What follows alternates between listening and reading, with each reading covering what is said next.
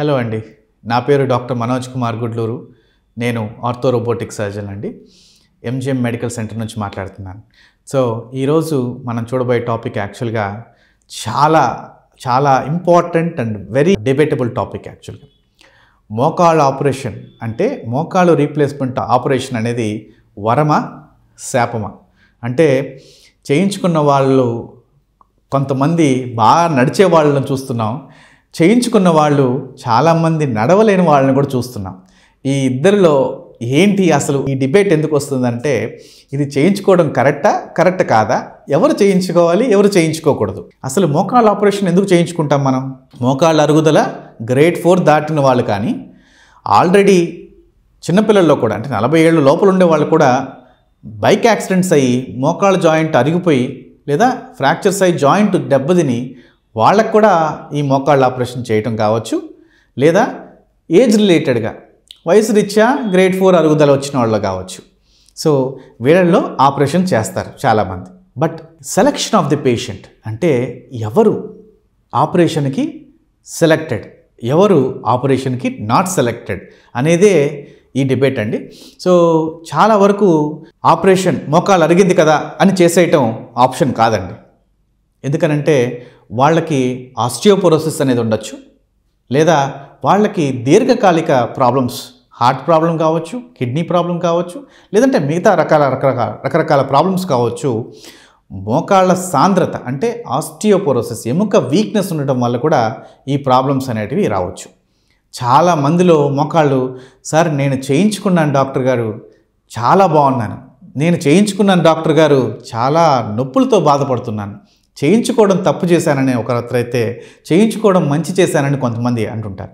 So చేసే వాళ్ళలో కానీ చేసుకునే వాళ్ళలో కానీ, సో ఈ రెండిట్లో చాలా ఇంపార్టెంట్ థింగ్ ఏంటంటే, ఈ పేషెంట్కి ఈ సర్జరీ అవసరమే, కానీ ఇప్పుడు అవసరమా లేదా అనేది డాక్టర్ గారు పేషెంట్కి ఎక్స్ప్లెయిన్ చేయాలి. ఈ పేషెంట్కి ఆస్టియోపోరోసిస్ ఉంది, ఖచ్చితంగా నేను ఇప్పుడు చేయటం వల్ల ఖచ్చితంగా అది ఫెయిల్ అయ్యే అవకాశం ఉంటుంది అని పేషెంట్కి ఎక్స్ప్లెయిన్ చేయగలగాలి. రెండోది, కొంత సమయం ఎముక బలానికి టైం తీసుకోవాలి, ఫిజికల్ స్ట్రెంథనింగ్ ఎక్సర్సైజెస్ని నేర్పించాలి, తర్వాత నీ రీప్లేస్మెంట్ ఆపరేషన్కి తీసుకోవాలి.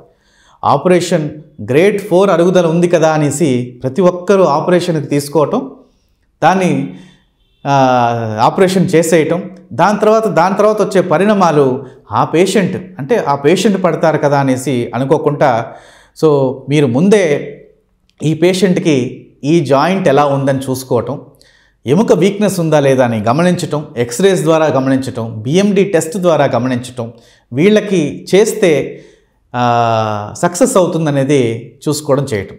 చాలామందిలో పోస్ట్ ఆపరేటివ్ పెయిన్ అంటే ఆపరేషన్ చేసిన తర్వాత కూడా ఎక్సర్సైజెస్ అంటే భయపడుతున్నారండి. ఇప్పుడు ఆపరేషన్ కన్నా కూడా, సార్ డాక్టర్ గారు అనస్థీషియాలో ఉన్నాం, మాకు తెలియదండి నొప్పి ఎక్కడ కూడా, కానీ చేసిన తర్వాత నుంచి మొదటి 24 గంటల తర్వాత నుంచి వచ్చే బాధ చాలా ఎక్కువగా ఉంది. ఇప్పుడు ఆ రోజుల్లో లేరండి.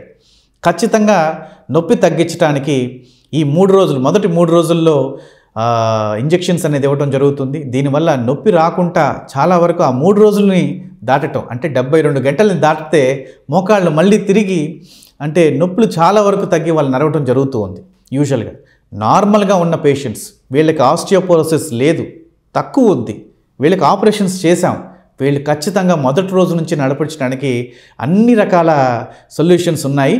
వాళ్ళు జాగ్రత్తగా డాక్టర్ గారు ఏదైతే చెప్తున్నారో మీకు దాన్ని విని కరెక్ట్గా చేయగలిగితే నొప్పులు రాకుండా, ఎటువంటి ప్రాబ్లమ్స్ రాకుండా, ఇన్ఫెక్షన్స్ రాకుండా కూడా మీరు జాగ్రత్తలు తీసుకోగలుగుతారు, సక్సెస్ అనేది చూడగలుగుతారు. ప్రతి ఒక్క పేషెంట్ సక్సెస్ కావడానికి పేషెంట్ యొక్క బాధ్యత 50% అయితే, నా యొక్క బాధ్యత అంటే డాక్టర్ యొక్క బాధ్యత ఒక 50% ఉంటుందండి. ఇద్దరు కూడా వీళ్ళకి చెప్పగలిగేది కరెక్ట్గా చెప్పాలి, వీళ్ళు చేయగలిగేది కరెక్ట్గా చేయాలి.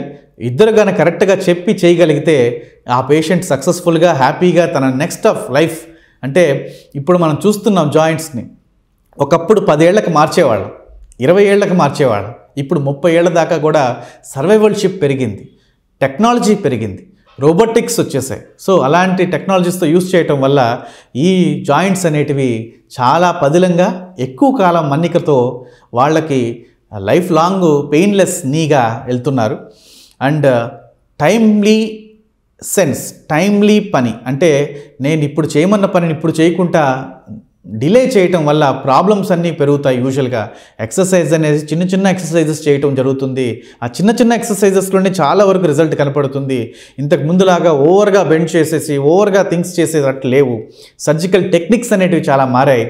కోతలు అనేటివి చాలా తగ్గాయి. సో నొప్పులు అనేటివి కూడా ఖచ్చితంగా తగ్గుతున్నాయి. అండ్ రక్తస్రావణ అంటే ఇంతకుముందు రక్తస్రావణ ఎక్కువ జరిగేది. ఇప్పుడు వచ్చిన లేటెస్ట్ టానికేస్, స్టెరైల్ టానికేస్ ఇలాంటివన్నీ చూసిన తర్వాత 10 ml బ్లడ్ పోవాలన్నా కూడా చాలా తక్కువగా వెళ్ళేటట్టుగా సర్జరీలు చేయడం జరుగుతుంది. సక్సెస్ఫుల్ మనం రీచ్ అవ్వడం జరుగుతుంది. సో వరమా శాపమా అంటే ఖచ్చితంగా మంచి డాక్టర్ చేతిలో లేదా మంచి ప్రణాళిక కలిగిన అంటే ప్రణాళిక ప్లాన్ చేసుకొని పేషెంట్కి ఎక్స్ప్లెయిన్ చేయగలిగిన డాక్టర్ ఎవరైతే ఉంటారో లేదంటే పేషెంట్కి సరిగ్గా ఆన్సర్ చేసి సరిగ్గా చెప్పగలిగి దీన్ని అవుట్కమ్ వచ్చేదాకా తన బాధ్యత తను తీసుకొని చేయగలుగుతారో వాళ్ళకి ఖచ్చితంగా అది వరమే అని చెప్పాలి. సో ఎవరైతే తొందరపడి మనం ఇంట్లో నుంచి చాలామందిని చూస్తుంటాను, సాఫ్ట్వేర్ ఉద్యోగులు కావచ్చు, లేదంటే చాలామంది మా డబ్బులు ఉన్నాయని కావచ్చు, లేదంటే ఇంకోటి కావచ్చు, తొందరగా వచ్చేసి ఆపరేషన్ చేయించుకొని తొందరగా నడిపించేద్దామని కాకుండా మీకున్న ప్రాబ్లమ్స్ ఏందని గుర్తించి దాని ప్రకారంగానే మీరు కేర్ తీసుకోగలిగితే అవుట్కమ్ అనేది చాలా బాగుంటుంది. లైఫ్ అనేది చాలా రిస్కీలెస్గా ఉంటుంది. వాళ్ళకి మాత్రమే వరముగా మారుతుంది. సరిగ్గా ప్రణాళిక లేకుండా ఉండి చేయగలిగితే అది శాపంగా మారుతుంది. సో మీ బాధ్యతగా మీరు ముందుగా డాక్టర్ గారు కలిసినప్పుడు మా యొక్క ఈ సర్జరీని ఇప్పుడు చేయగలమా లేదా అని డాక్టర్ చేతిలోకి వదలండి. డాక్టర్ గారు చెప్పినట్టుగా దాన్ని చేయండి. డాక్టర్ గారు కూడా దాన్ని ఇది చేస్తే ఇది ఖచ్చితంగా సక్సెస్ఫుల్ అయ్యేదానికి ఛాన్సెస్ ఉన్నాయంటారు. ఇంతకు ముందు రోజుల్లో ఈ నొప్పిని భరించలేని పదనం చాలా ఉండేటివి టెక్నాలజీ కాబట్టి ఇప్పుడు పెరిగిన దానిలో చాలా వరకు నొప్పిని తగ్గించే అవకాశం చాలా వచ్చాయి. నొప్పినే చూడని చాలామందిని నేను చూస్తున్నాను. సో మీకు కూడా ఇది చెప్తున్నాను. సో మీరు కూడా చాలా జాగ్రత్తగా దాన్ని చేసుకోగలిగితే ఎముక సాంద్రతను పెంచుకోగలిగితే ప్లస్ ఈ టైమ్లీ ఆపరేషన్ కానీ చేసుకోగలిగితే చాలామందికి ఈ మోకాలు రీప్లేస్మెంట్ ఆపరేషన్ అనేది చాలా సులువుగా అయ్యి చాలా ఈజీగా నడవగలుగుతున్నారు. చాలామంది అడుగుతుంటారండి, 40 ఏళ్ళలో చేసుకోవచ్చా సార్, నాకు ఇంకా చిన్న వయసు కదా, 50 ఏళ్ళలో చేసుకోవచ్చా సార్, నాకు ఇంకా చిన్న వయసు. అరుగుదల అనేది ఒకటే ఒక కొలమానంగా తీసుకోవాలండి. అరుగుదల ఎంతవరకు ఉందని దాన్ని బట్టి కొలమానంగా తీసుకోవాలి. మీ యాక్టివ్ లైఫ్లో మీ ఈ పెయిన్తో పడేదానికన్నా రీప్లేస్మెంట్ చేసుకొని పెయిన్లెస్గా జీవించడం అనేది చాలా ఉత్తమం అండి. చాలా ముఖ్యమైన విషయం ఇది. సో ఇప్పుడున్న డాక్టర్స్ ఇప్పుడున్న టెక్నాలజీని వాడే దాంట్లో డాక్టర్స్లో చాలా ముందడుగులో ఉన్నారు. మీరు దాన్ని కరెక్ట్గా చూస్ చేసుకొని వెళ్ళండి. ఖచ్చితంగా మీరు వరంలోనే ఉండాలని కోరుకుంటున్నాను. నమస్తే. ఇలాంటి అప్డేటెడ్ ఇన్ఫర్మేషన్ గురించి ఫాలో కావడానికి నా పేజ్ ఫాలో అవ్వండి.